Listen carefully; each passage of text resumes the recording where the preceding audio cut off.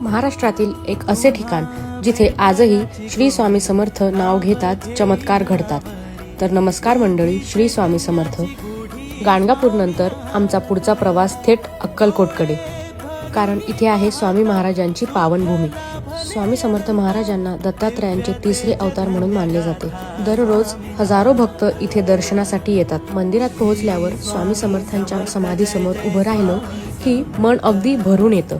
अक्कलकोटमध्ये सुद्धा श्री स्वामी समर्थ महाराजांशी संबंधित पवित्र औदुंबर वृक्ष आहे. स्वामींचं एक वाक्य प्रत्येकाच्या मनात कोरलेलं आहे, भिवू नकोस, मी तुझ्या पाठीशी आहे.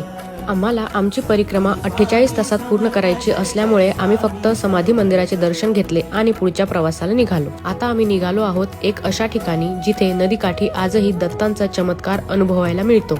कुठे? त्यासाठी पुढचा ब्लॉग नक्की बघा. बाय. श्री स्वामी समर्थ.